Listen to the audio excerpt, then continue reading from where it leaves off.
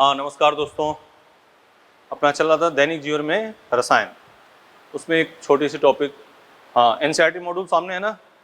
हाँ निकाल लो बेटा सब लोग, एनसीईआरटी मॉड्यूल दोनों सामने होना चाहिए।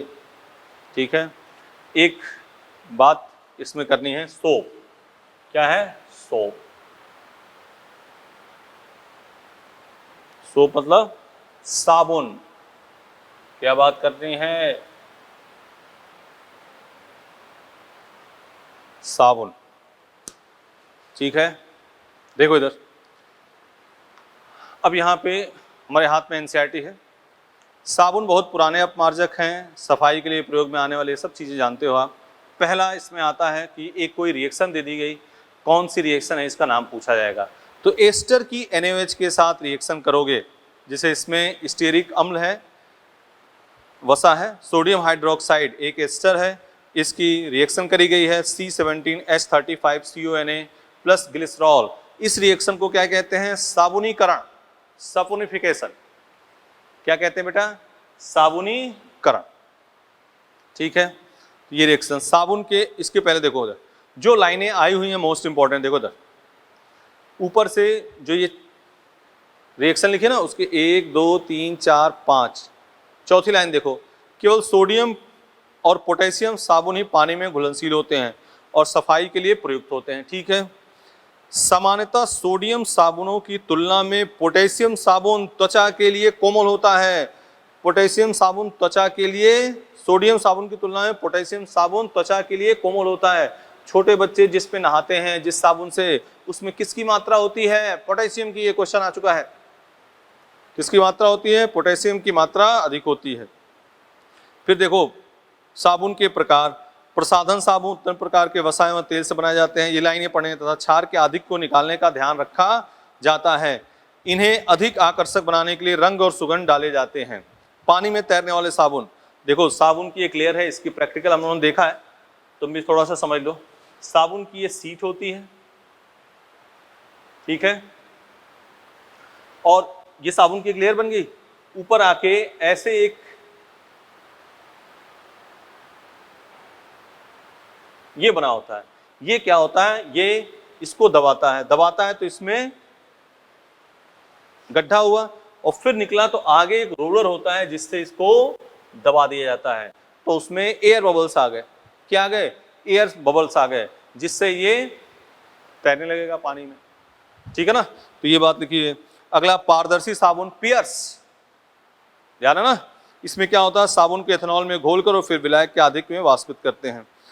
फिर इसमें देखो ये लाइनें पढ़नी है। दाढ़ी बनाने के साबुन को जल्दी सूखने के लिए इसमें क्या मिलाते हैं? ग्लिसरॉल। क्वेश्चन पूछा जा सकता है ये। धुलाई के साबुनों में सोडियम रोजिनेट, सोडियम सिलिकेट, बोरेक्स और सोडियम कार्बोनेट जैसे पूरक डाले जाते हैं। ये लाइनें जो बोली हमने, ये सब एग्जाम में आ चुका है, चाहे इधर के पार्ट दे के पूछ ले कौन सा प्रसाधन, इसे ये जो हमने कहानी बताई इसको करके बात पूछ लिया कि ये कौन सा साबुन है, पानी में तैरने वाला, प्रसाधन साबुन, सूखना, जो भी है उसको ये पूछ सकता है। ठीक है बेटा, तो ये एक लाइन आप एनसीईआरटी से पढ़ना। उसके बाद सब बातें लगभग आपको कर चुके हैं, ऋणायनिक अपमार्जन, धनायनिक अपमार्जन, सब बातें आपको हो चुकी। ठीक है, कर लोगे। नेक्स्ट इसमें, ठीक है, क्वेश्चन, हाँ डिटॉल। अभी देखो जेईई मेन में बहुत छोटे छोटे क्वेश्चन आए हुए हैं, अभी लेटेस्ट पेपर में आगे डिटॉल है। डिटॉल क्या है? क्लोरोजाइनिनॉल और टर्पिनॉल का मिश्रण है, बताया था ना। अब उसमें ऑप्शन टर्पिनॉल नहीं दिया, डिटॉल है, तो उसमें क्लोरोजाइनिनॉल है, ऐसे 3 ऑप्शन और हैं, तो कौन सा आंसर हो जाएगा? क्लोरोजाइनिनॉल। तो 1 2 क्वेश्चन लिख देते हैं, फिर अपने पॉलीमर स्टार्ट करेंगे।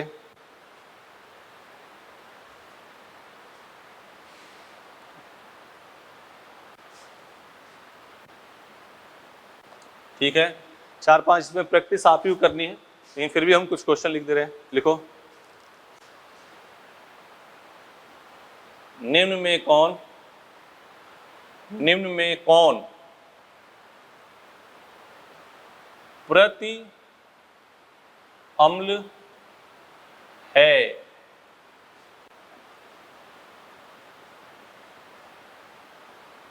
नार्डील। जानबूझकर हमने लिखा फेनल्जीन, नार्डील। फेनल्जीन को ही क्या बोलते हैं? नार्डील। जेंटेक, सेरोटोनिन और वेलियम।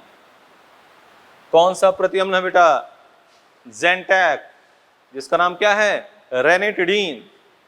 नार्डिल को क्या बोलते हैं? फेनल्जीन। ये भी आ चुका एग्जाम में, रिपीट हो जाए तो ध्यान देना। अगला क्वेश्चन,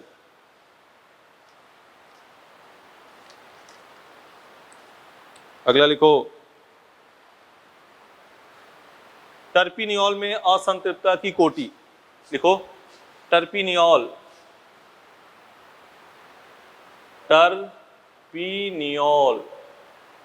में DOU असंतृप्तता की कोटि। करो जल्दी, कर लोगे? टर्पिनॉल का स्ट्रक्चर अगर ध्यान होगा तो कोई लफड़ा वाली बात है ही नहीं, और नहीं स्ट्रक्चर ध्यान है तब तो है ही है।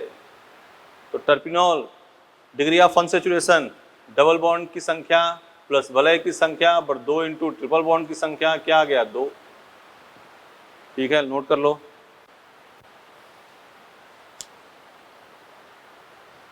कर लिया? ठीक है, ऐसे प्रैक्टिस करना बेटा है, इसमें कोई ज़्यादा काम नहीं। अब बात करने आ रहे हैं हम पॉलीमर की, ठीक है ना।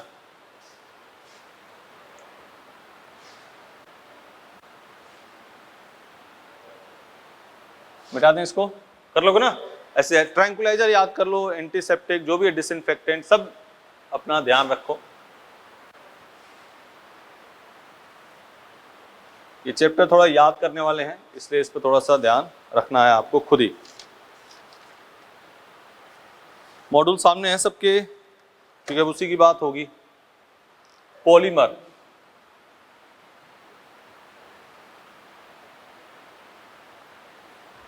ठीक है ना। पॉलीमर से भी एक क्वेश्चन आते हैं, इसमें पढ़ना क्या है आपको? एक तो सबका मोनोमर ध्यान रखना है, एक तो सबका क्या ध्यान रखना है? मोनोमर। यूज जो कहेंगे वहीं से ध्यान रखना। दोनों चैप्टर डेली लाइफ एनसीईआरटी को फॉलो करना है। शुरू के 2 पेज अवॉइड कर सकते हो, लेकिन इसको एनसीईआरटी में ध्यान रखना है, पूरी एनसीईआरटी, क्योंकि वो सरफेस केमिस्ट्री से कनेक्ट हो जाएगा। ये आपको करना ही करना है।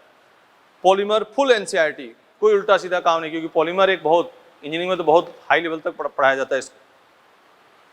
शुरू करें। पॉली मतलब क्या होता है? मेनी। पॉली मतलब मेनी, और मर मतलब क्या होता है? पार्ट।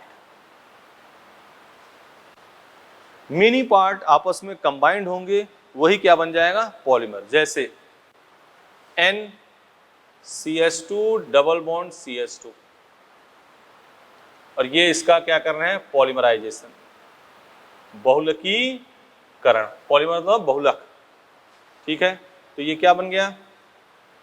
CH2 और यहां क्या हो गया? N। तो ये क्या है? पॉलीमर है। ध्यान से सुनना, ये क्या है? पॉलीमर है। और ये क्या है? मोनोमर। यही तो अपने को कुछ लिमिट तक याद रखना है, जिसको एकलक बोलते हैं, एकलक। और ये क्या है? बहुलक।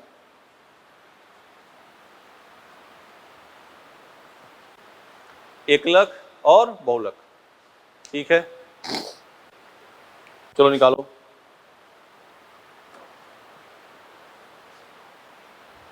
लिख लिया? शुरू करें बात। मॉड्यूल सामने रखो, मॉड्यूल सब लोग निकाल लो। मॉड्यूल नंबर 6 पेज नंबर 5.2, ठीक है। पहला लिखा है सोर्स पर आधारित। पहला क्या है? पॉलीमर में लिखो, हेडिंग डालो, बहुलक के वर्गीकरण।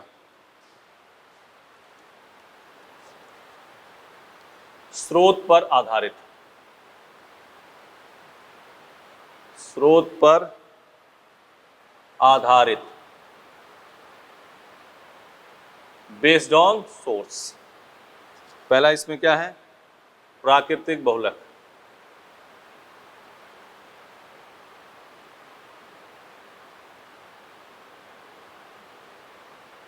क्या लिखा?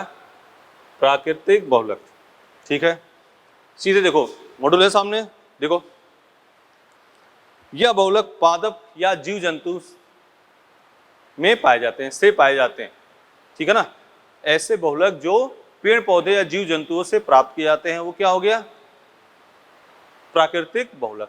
एग्जाम्पल लिख लो, starch, cellulose, glycogen, insulin, cellulose. Underline कर दो मॉड्यूल में, starch, cellulose, glycogen, insulin, cellulose. बस इतना ही करना है, आप जितना बात कर रहे हैं उतना ही करना है।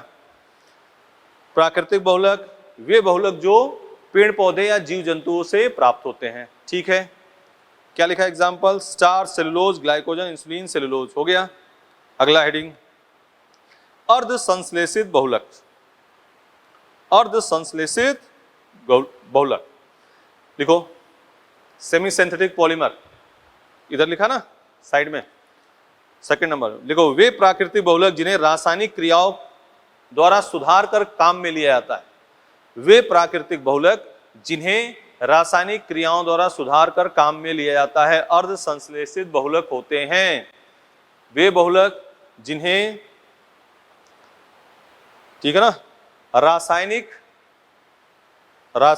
क्रियाओं द्वारा सुधार कर काम में लिया जाता है वो क्या हो जाएगा, अर्ध संश्लेषित बहुलक। एग्जाम्पल दो शानदार लिखना, सेमी सिंथेटिक ये प्राकृतिक हो गया, इसका एग्जाम्पल लिख लिया, सेमी सिंथेटिक। अर्ध संश्लेषित में लिखो, अर्ध संश्लेषित में एग्जाम्पल लिखना, cellulose acetate, cellulose acetate bracket में लिख देना, rayon. Example cellulose acetate bracket में रेयन। दूसरा एग्जाम्पल सेलुलोज नाइट्रेट ब्रैकेट में गन कॉटन, इसकी हिंदी मत लिख देना बेटा, बंदूक कॉटन मत लिख देना, गन कॉटन। ठीक है ना। तो रासायनिक क्रियाओं द्वारा सुधार के इनको काम लिया जाता है वो क्या हो गए, अर्ध संश्लेषित बहुलक। सेलुलोज एसीटेट को क्या कहते हैं, रेयन, और सेलुलोज नाइट्रेट क्या कहते हैं, गन कॉटन। अगला एग्जाम्पल, अगला हेडिंग, संश्लेषित बहुलक। क्या है, संश्लेषित बहुलक लिखो, वे बहुलक जो मानव निर्मित, लिखो ऐसे सीधे लिख दो, मानव निर्मित बहुलक। तो तुम्हारे पास तो मॉड्यूल है तो वही लिख लो, वे बहुलक जो मानव द्वारा प्रयोगशाला तथा उद्यमों में बनाए जाते हैं इन्हें कृत्रिम बहुलक कहते हैं। Example nylon, plastic, polyester, rubber, neoprene, polystyrene etcetera. Underline कर दिया, ठीक है। अगला हेडिंग डालो,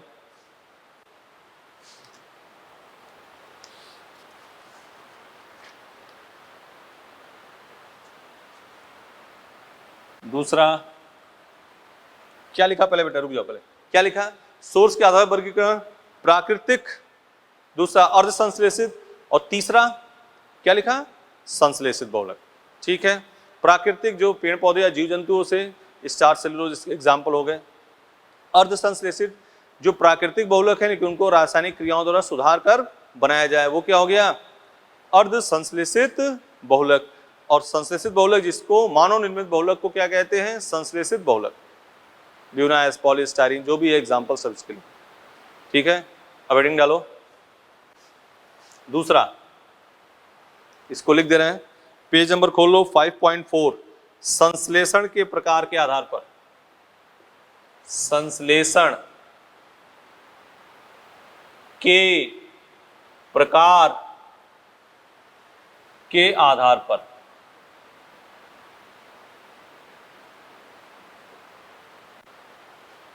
ठीक है, संश्लेषण के प्रकार के आधार पर पहला इसमें योगात्मक बहुलक, योगात्मक बहुलक या इसको क्या कहते हैं, श्रृंखला वृद्धि बहुलक। श्रृंखला वृद्धि बहुलक, इसमें पेन उठा लेना, पेन कॉपी सब लोग।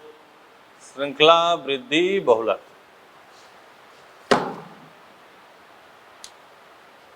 लिख लिया।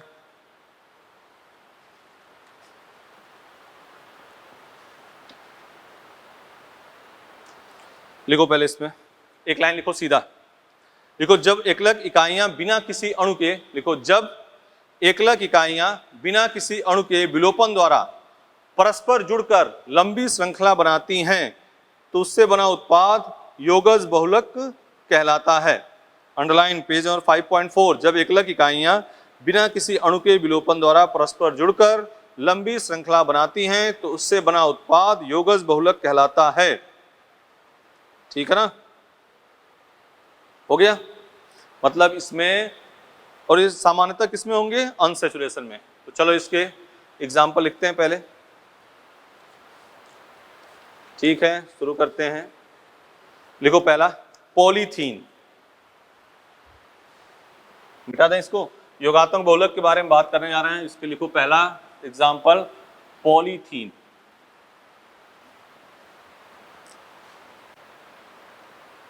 पॉलीथीन, ठीक है, polythene NCH2 double bond CH2 polymerase किया। इसमें कोई स्मॉल मॉलिक्यूल, कोई छोटा अणु निकला? नहीं निकला। तो ये क्या हो गया, CH2 और यहाँ क्या हो गया, N।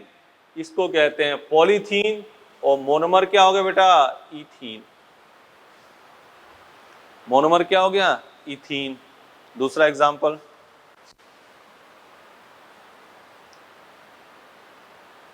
PAN poly acrylonitrile. Poly acrylonitrile, देखो N CH2 double bond CHCN, acrylonitrile है, एक्रिलो, और इसको पॉलीमराइज कर दिया गया। क्या बन गया, CH2 CHCN। तो पान का एक ट्रक क्या हो गया, एक्राइलोनाइट्राइल।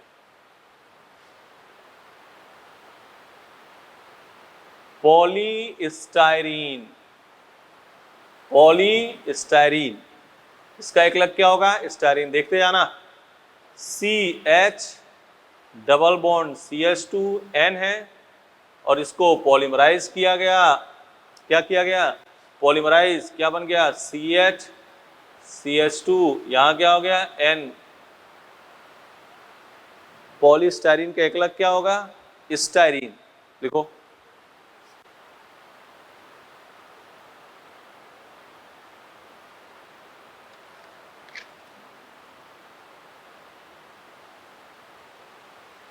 लिख लिया। अगला example Teflon, Teflon NCF2 double bond CF2। इसको क्या किया गया, पॉलीमराइज। क्या किया गया, पॉलीमराइज। क्या हो गया, CF2 और यहां क्या हो गया, N। तो इसका एक लग क्या हो गया, टेट्रा फ्लोरो इथाइलीन। और पान को क्या कहते हैं, एक्रिलेन भी कहते हैं, एक्रिलेन या ऑर्लॉन, एक्रिलेन या ऑर्लॉन।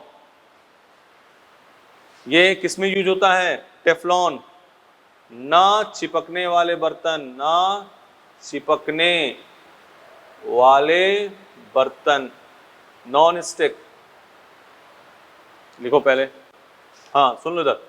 पॉलीथीन का एकलक क्या है, इथीन। पॉलीएक्राइलोनाइट्राइल का एकलक क्या है, एक्राइलोनाइट्राइल।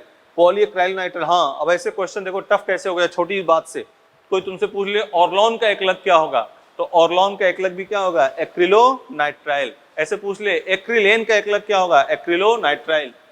पॉलीस्टाइरीन का एकलक क्या हो गया, स्टाइरीन। इसका नाम क्या है बेटा, स्टाइरीन। टेट्राफ्लोरो, टेफ्लॉन का एकलक टेट्राफ्लोरोइथाइलीन।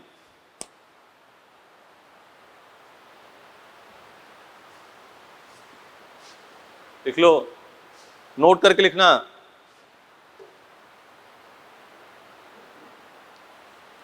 हो गया, मिटाएं इसको, इधर लिख दो पहले, पहले सर।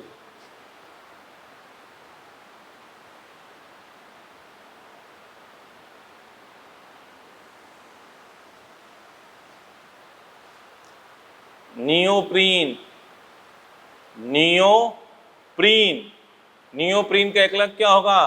क्लोरोप्रीन, नियोप्रीन का एकलक chloroprene. N CH2 double bond Cl, CH double bond CH2, और यहां क्या कर दो? पॉलीमराइज, क्या कर दो? Polymerise, CH2 Cl double bond CH, CH2, और यहां क्या हो गया? N।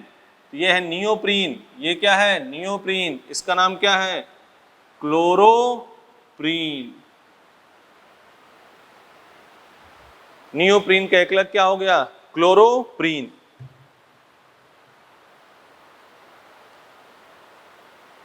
ठीक है, लिखो, नोट करके लिखो।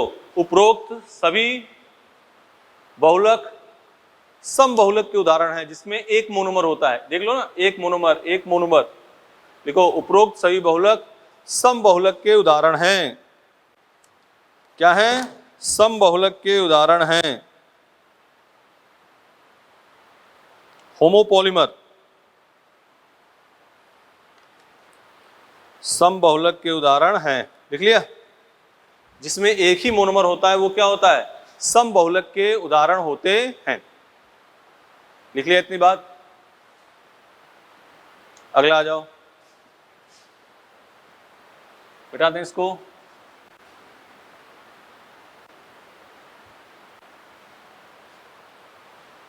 लिखें ब्यूना एस, ब्यूना एस, इसका मतलब है 1,3 ब्यूटाडाइन। ये क्या है? सोडियम। और ये क्या है? स्टाइरीन। क्या है? स्टाइरीन। ब्यू मतलब ब्यूटाडाइन, Na मतलब क्या है? सोडियम, और S मतलब क्या है? स्टाइरीन। ठीक है, लिख लो NCH2 double bond CH, CH double bond CH2 plus N, यहां क्या है? स्टाइरीन। पॉलीमराइज किए तो देखो, डबल किस में जाएगा? सिंगल में। सिंगल किस में जाएगा? डबल में बेटा। CH2 CH double bond CH, CH2 CH, CH2, और यहां क्या हो गया? N। लिख लो, ये 3:1 के रेशियो में लिया जाता है। 3:1 के रेशियो में एक 75%, एक क्या होगा? 25%। लिख लो, ये क्या है? विषम बहुलक या सहबहुलक। जब एक मोनोमर होगा तो क्या होगा? समबहुलक, और दो मोनोमर होगा तो विषम बहुलक, हेट्रो। देख लो, Buna S, Buna S, Buna S के एकलक 1,3 ब्यूटाडाइन और स्टाइरीन। पॉलीमराइज किया गया, ये प्रोडक्ट आपके सामने है, सहबहुलक का उदाहरण है ये।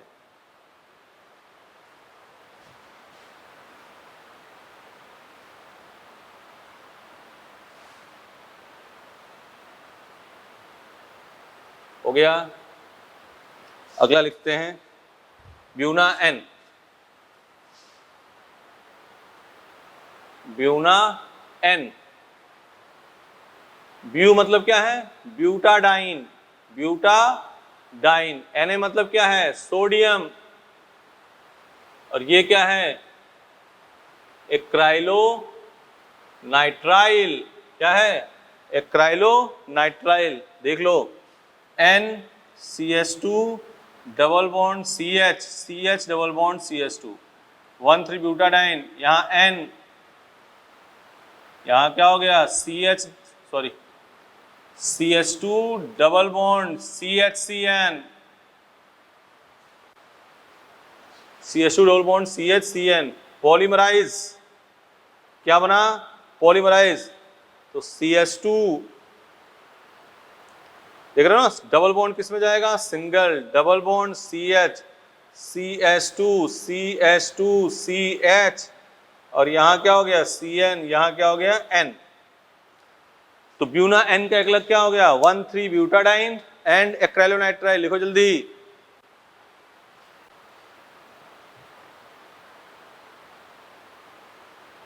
सोडियम तो है ये कैटालिस्ट। ये भी क्या है सह बहुलक। क्या है सह बहुलक कोपॉलीमर।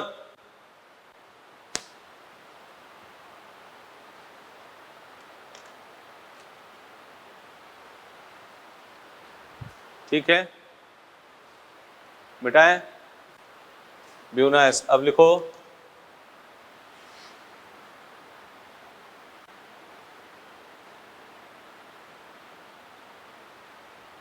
मिटा दें इधर, जल्दी लिखो तब तक हम इधर आगे बता रहे हैं। संघनन कंडेंसेशन पॉलीमर, संघनन बहुलक।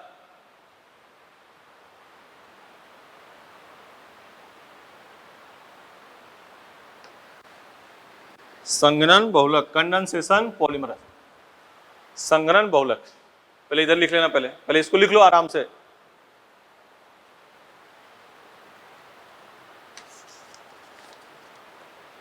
जल्दी लिखो। संघनन बहुलक में एक एग्जांपल लिखो सीधा।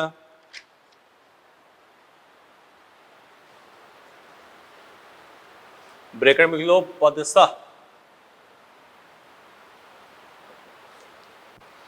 वृद्धि बहुलकन, वृद्धि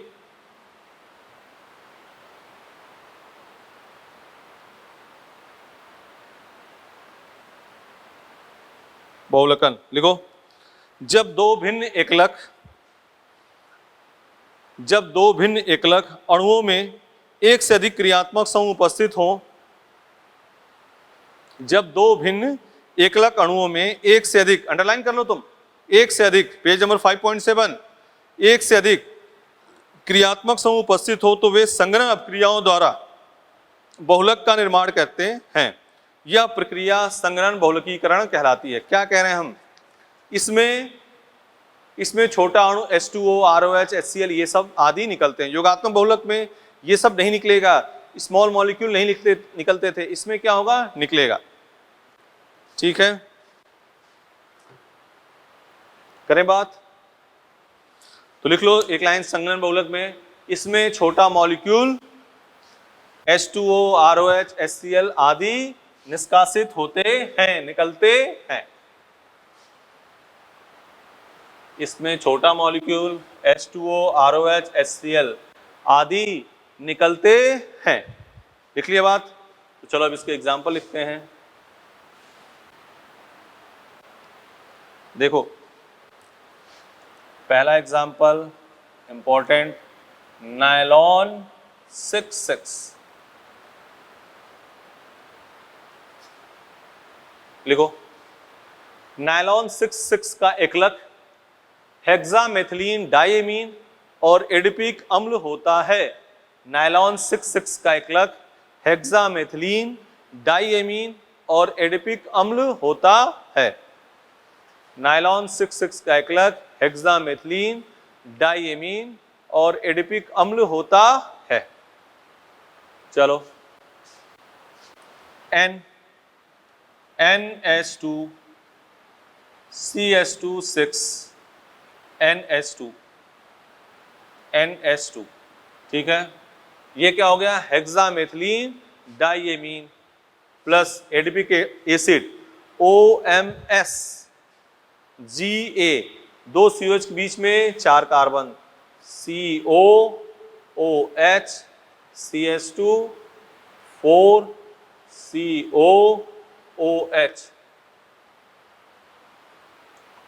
पॉलीमराइजेशन क्या कर दोगे, H2O क्या हो गया बाहर निकल जाएगा, H2O क्या हो जाएगा बाहर निकल जाएगा। यहां से OH और यहां से H, यहां से H, यहां से OH, क्या बन गया बेटा NH CH2 6 NH CO CH2 4 CO और यहां क्या हो गया N।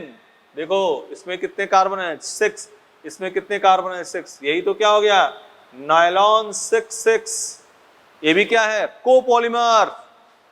सह बहुलक, क्योंकि दो मोनोमर हैं, देख लो दो मोनोमर हैं तो क्या हो गया, सह बहुलक।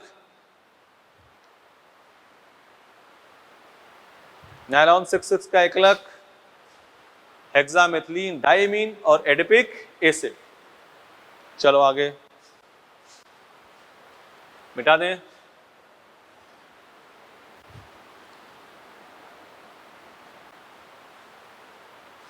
अगला लिखो, sebacic acid, sebacic acid nylon 610, nylon 610, nylon 610 का एकलक देखो हेक्सामेथिलीन डायमीन, और ये क्या होगा 8 कर दिया, सेबेसिक अम्ल। इसका नाम तो क्या है जानते ही हो, क्या नाम है इसका बेटा, हेक्सामेथिलीन डाईएमीन, सेबेसिक अम्ल। यहां क्या हो जाएगा 8, तो 8 2 10 और ये 6, इसी का नाम क्या है, नायलॉन 610, नायलॉन 610।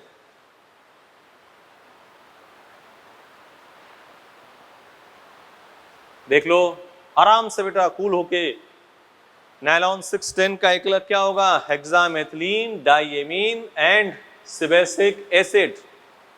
नायलॉन 610 का एकलक हेक्सामेथिलीन डाईएमीन सेबेसिक एसिड। मिटा दें,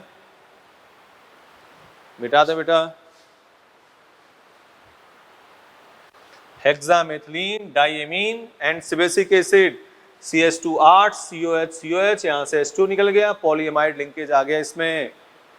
नायलॉन 6,6 में भी एमाइड लिंकेज है, नायलॉन 610 में भी क्या है, एमाइड लिंकेज, CONH ग्रुप, इसी को क्या कहते हैं, एमाइड लिंकेज।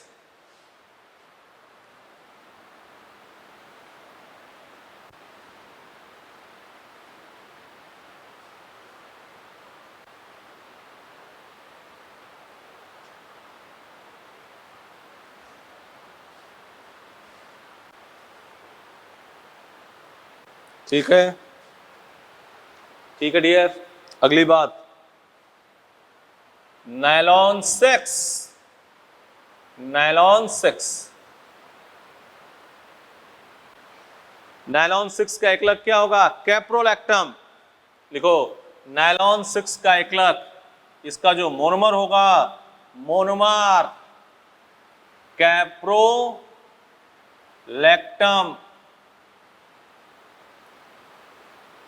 NH।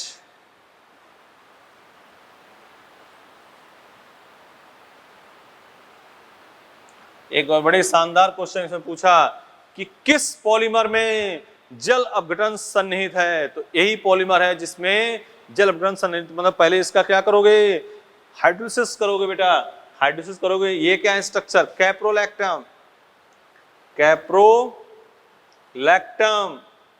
और जब इसकी हाइड्रोलिसिस हुई तो यहां गया OH, यहां गया H, 2 2 4 1 5, क्या हो गया CH2 5 NH2, और यहां क्या हो गया COOH N, यहां क्या हो गया पॉलीमराइज, क्या हो गया पॉलीमराइज, यहां से क्या जाएगा OH, यहां से क्या जाएगा H, तो क्या बन गया बेटा CO, और यहां CH2 5, और ये क्या हो गया NH।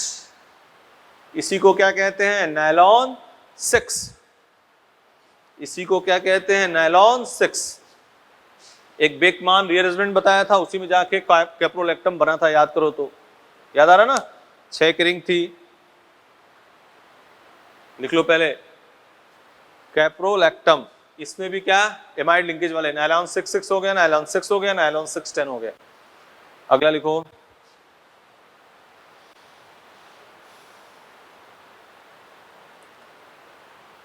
मिटा दें,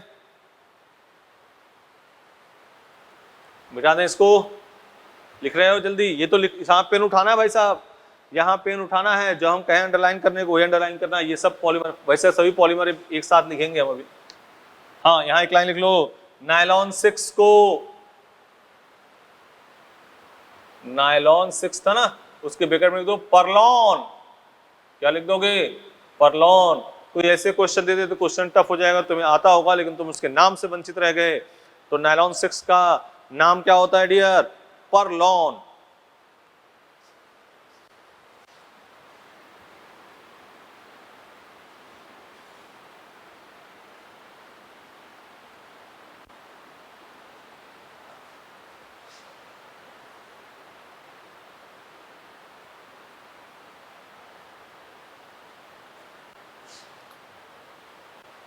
लिखो टेरिलीन, टेरिलीन, या इसको क्या कहते हैं? डेक्रॉन। टेरिलीन या डेक्रॉन। मोनोमर क्या होगा? Monomer ethylene glycol, ethylene glycol and phthalic acid, terephthalic acid.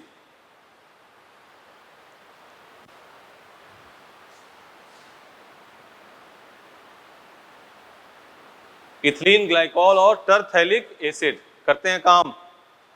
NHO CH2OH plus N terephthalic acid, benzene बनाया, यहां कर लिया COOH, यहां कर लिया COOH, और पॉलीमराइज, क्या कर लिया डियर? पॉलीमराइज। तो यहां से क्या निकाल दिया? H, यहां से H, यहां से OH, यहां से OH, क्या बन गया? O CH2 CH2 O C double bond O,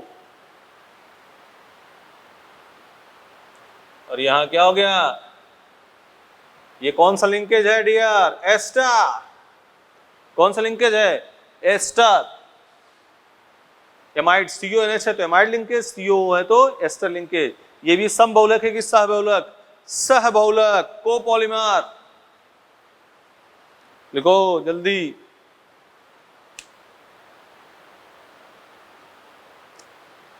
यहां कैटलिस्ट लिख लो। कैटलिस्ट होता है एक zinc acetate, zinc acetate and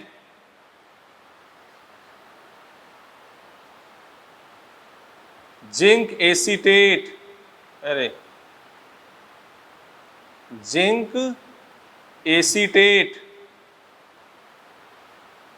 व एंटीमनी ट्राई ऑक्साइड। ये एनसीईआरटी की लाइन का है, लिख लो।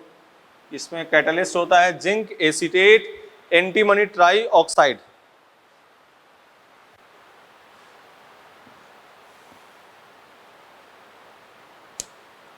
ZnOCOCH3 को hold, ZnOCOCH3 hold twice plus Sb2O3, ZnOCOCH3 का hold twice plus Sb2O3, zinc acetate, antimony try oxide, ये कैटलिस्ट है।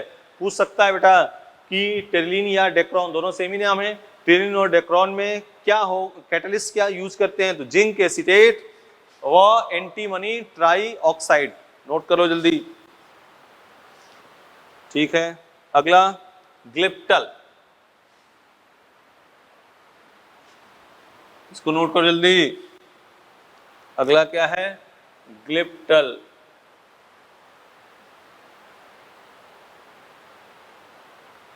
ग्लिप्टल लिख लिया। मोनोमर क्या होगा ग्लिप्टल का? Monomer ethylene glycol, ethylene glycol और थैलिक एसिड, क्या है? थैलिक अम्ल। इथिलीन ग्लाइकॉल और थैलिक अम्ल किसका एकलक है? ग्लिप्टल का।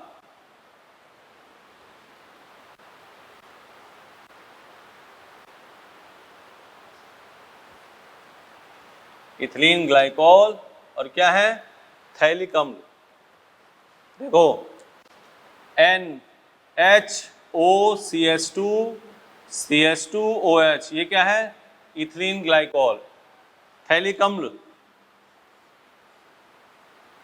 ये है COOH, NCOOH, और इसको क्या करोगे, पॉलीमराइज करोगे, H2O निकालोगे। कहा गया था ना संग्रहण बहुलक जिसमें स्मॉल मॉलिक्यूल छोटा अणु निकल जाए, यहां से H2O, यहां से OH और यहां से H,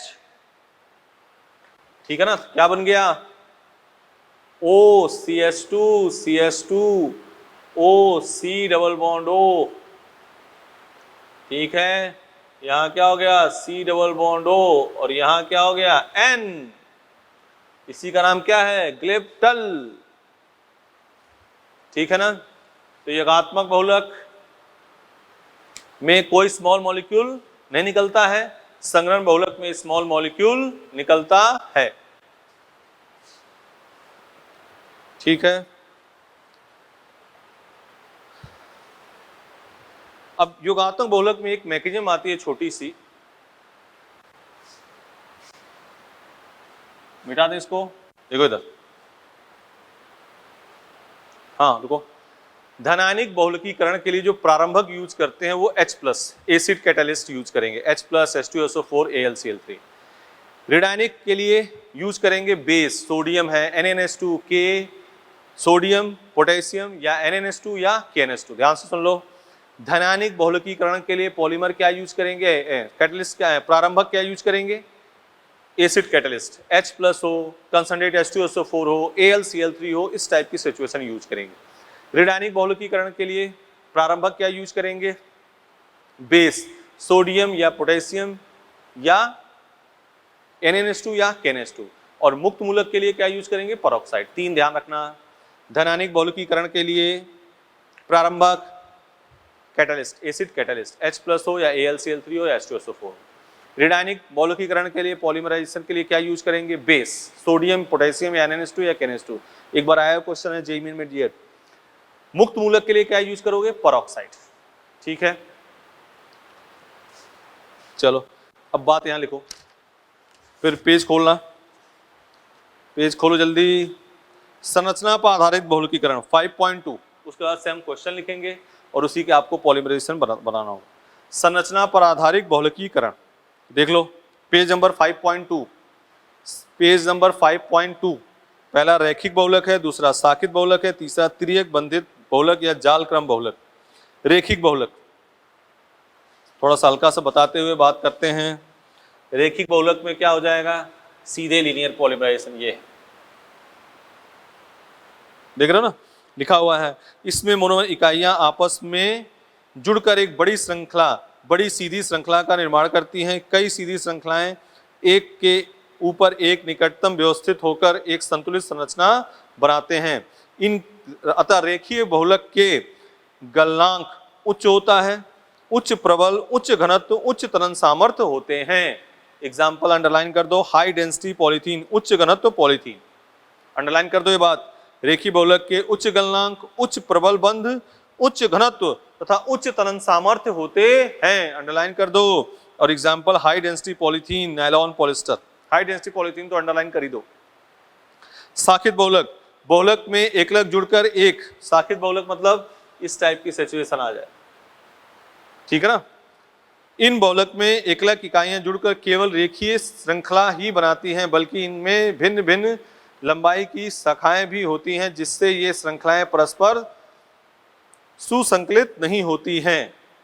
बना दिया। इसका एग्जाम्पल लो डेंसिटी पॉलीथीन, मतलब ये इनके गलनांक क्या होंगे, कम होंगे, घनत्व और कम प्रबलता वाले बहुलक होते हैं, अंडरलाइन कर दो, कर दो, कर दिया। त्रियक बंध बहुलक, ये बहुलक साधारण, हाँ अंडरलाइन करना, द्विक्रियात्मक व त्रिक्रियात्मक समूह वाले एकलक से बनते हैं।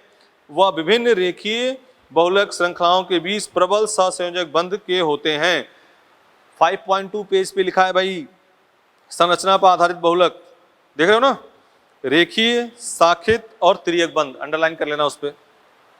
ठीक है ना। इसके एग्जाम्पल बेकेलाइट, मेलामीन। क्वेश्चन ध्यान से सुन लो, क्वेश्चन पूछ सकता है निम्न में कौन त्रियक बंध बहुलक है? ऑप्शन दे दे, bakelite, low density polythene, high density polythene, none of these. तो कौन सा होगा? बेकेलाइट।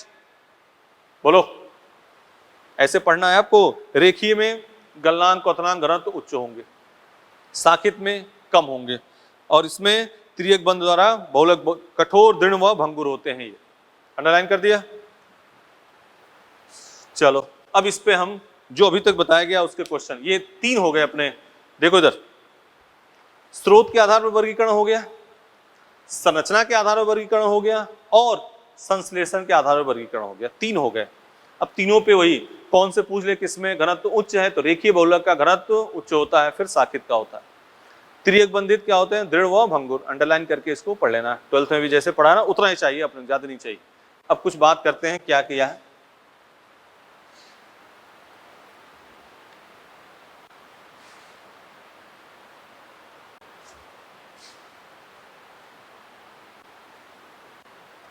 ठीक है, हाँ क्वेश्चन लिखो।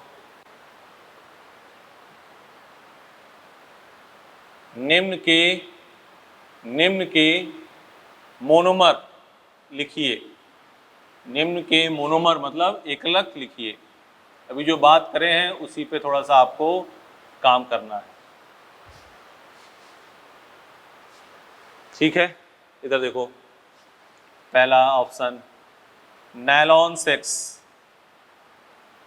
दूसरा नायलॉन 6, तीसरा नायलॉन 610, चौथा परलॉन, पांचवा ऑरलॉन, 6 नंबर। ठीक है ना।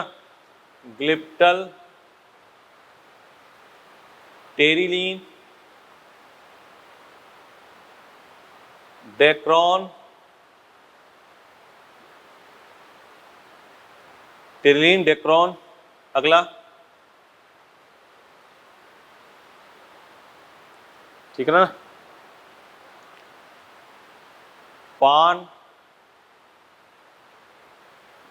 बोलो, सही है। अगली बात इसकी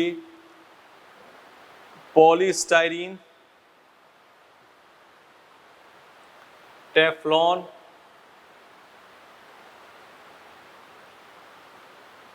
हाँ एक पीवीसी, ये छूट गया था तो इसको बता देंगे अभी।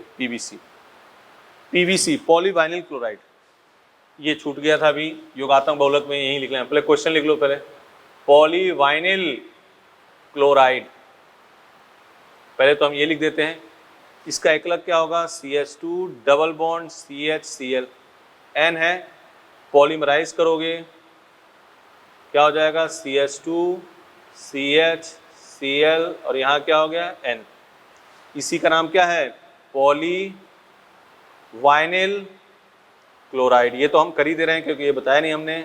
इसका एकलक क्या होगा? Vinyl chloride. ये कौन सा एकलक होगा? इसमें कोई छोटा मॉलिक्यूल निकल रहा है? नहीं निकल रहा डियर। तो ये कौन सा होगा? योगात्मक। क्या हो जाएगा? योगात्मक बहुलक। समबहुलक की सहबहुलक? समबहुलक, क्योंकि एक ही एकलक है, एक एकलक तो समबहुलक। अब इसके तुम लोग लिखो। नायलॉन 6 का बताओ, सबके एकलक बताते जाओ बेटा, सबके एकलक बताते जाओ, हमको सबके एकलक चाहिए। ठीक है, शुरू करें। नायलॉन 6 क्या हो गया एकलक? Caprolactam, caprolactam. Nylon 6 hexamethylene diamine plus adipic acid. Nylon 610 hexamethylene diamine plus sebacic acid. Perlon, nylon 6 को ही क्या कहते हैं? परलॉन। परलॉन का एकलक क्या होगा? कैप्रोलैक्टम। परलॉन का एकलक कैप्रोलैक्टम, बोलो बेटा, ऑर्लोन, ऑर्लोन, एक्रिलेन, ऑर्लोन, PAN सब एक ही चीज है, इसका एकलक क्या होगा, acrylo nitrile, acrylo nitrile, glyptal, ethylene glycol और टरथेलिक एसिड, टेरिलीन नहीं, इसका नाम इथिलीन ग्लाइकॉल और phthalic acid, terylene, ethylene glycol और टेरेथैलिक एसिड। टेरिलीन और डेक्रॉन दोनों एक ही चीज है, दोनों क्या है, एक ही चीज है। तो टेरिलीन ग्लिप्टल का, इथिलीन ग्लाइकॉल और थैलिक एसिड, टेरिलीन का, इथिलीन ग्लाइकॉल और टेरेथैलिक एसिड। इसमें कैटलिस्ट क्या था, zinc acetate and antimony trioxide, zinc acetate and antimony trioxide, PAN, पॉलीएक्राइलोनाइट्राइल, इसका एकलक क्या होगा, एक्राइलोनाइट्राइल। पॉलीस्टाइरीन, पॉलीस्टाइरीन का एकलक क्या होगा, स्टाइरीन, पॉलीस्टाइरीन का एकलक क्या होगा, स्टाइरीन। टेफ्लॉन, टेफ्लॉन का एकलक टेट्राफ्लोरोइथाइलीन, टेफ्लॉन का एकलक टेट्राफ्लोरोइथाइलीन। पॉलीविनाइल क्लोराइड का एकलक क्या होगा, विनाइल क्लोराइड, पॉलीविनाइल क्लोराइड का एकलक क्या होगा, विनाइल क्लोराइड, पॉलीविनाइल क्लोराइड का एकलक क्या होगा, विनाइल क्लोराइड। बोलो, हो गई बातें। स्रोत के आधार पर वर्गीकरण, प्राकृतिक, पेड़ पौधे या जीव जंतुओं से अर्ध संश्लेषित, प्राकृतिक उठाया उसमें कुछ केमिकल सुधार किया गया, उससे बना दिया गया। इसमें दो एग्जाम्पल, इसके नाम ध्यान रखना, जिंक एसीटेट और cellulose acetate, cellulose nitrate. Cellulose acetate क्या है, रेयन, सेलुलोज नाइट्रेट क्या है, गन कॉटन, ठीक है। फिर बात संश्लेषण, योगात्मक और संग्रहण, ध्यान से सुनो, योगात्मक में कोई स्मॉल मॉलिक्यूल नहीं निकलेगा और संग्रहण में कोई स्मॉल मॉलिक्यूल निकलेगा। योगात्मक में एक और कंडीशन ध्यान रखना, प्रारंभक पूछा जाए तो धनायनिक के लिए एसिड कैटलिस्ट H+ हो या Al कोई एसिड हो, ऋणायनिक के लिए क्या हो, बेस हो, ठीक है।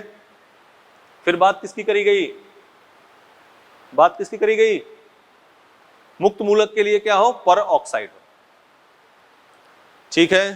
फिर बात करें अपन किस पे, संरचना के आधार पर, रेखिक, शाखित और त्रियक बंध। रेखिक का गलनांक, तनन सामर्थ्य ये सब उच्च होते हैं, घनत्व उच्च होता है। शाखित का उससे कम होता है और त्रियक ये दृढ़ और भंगुर होते हैं, ठीक है ना। फिर हमने जितने एकलक लिखे वो लिख दिया, ये आपको एकलक सबको याद होना चाहिए। ग्लिप्टल ध्यान है ना, इथिलीन ग्लाइकोल और phthalic acid, Terylene Dacron, ethylene glycol, terephthalic acid. बोलो, हो गया। एक और बताया था उसमें, Buna S, Buna N. Buna S का एकलक 1,3 ब्यूटाडाइन और स्टाइरीन। ब्यूना एन का एकलक, ब्यूना एन 1,3 ब्यूटाडाइन और एक्राइलोनाइट्राइल। बोलो, इतनी बात। एक मोनोमर होगा, एक एकलक होगा तो समबहुलक, एक से अधिक एकलक होगा तो सहबहुलक, ठीक है बेटा। डियर, इसमें एक काम तो आपको करना है, थोड़ा सा अपनी तरफ से मेहनत करना। फिर भी अपने लिख रहे हैं, बार बार चीजों को लिख रहे हैं, तो उसको आपको आराम से इसको देख देख के जो चीज अंडरलाइन कराए उसको, और पॉलीमर जितना आपने बोर्ड में पढ़ा है वो, और साथ में जो चीजें बताते जा रहे हैं, जैसे उसमें कैटलिस्ट वगैरह बताई, तो उस सब चीजों को ध्यान देना, तो आपका बहुत अच्छा इसमें पॉजिटिव मैटर हो जाएगा, ठीक है। इतना करना जितने, इसलिए हम कह रहे हैं मॉड्यूल, NCERT और कॉपी तीनों साथ रखना है और साथ चलना अपने, आराम से नोट कर लो। फिर इसी को नेक्स्ट क्लास में कंटिन्यू करेंगे। डेली लाइफ वाली जो बात होगी उसको पढ़ लेना, याद कर लेना बेटा, प्लीज प्लीज डियर, याद करना, उससे क्वेश्चन आना ही आना है, ठीक है। ठीक है, तो नेक्स्ट क्लास में आगे चलते हैं। Thank you, best of luck.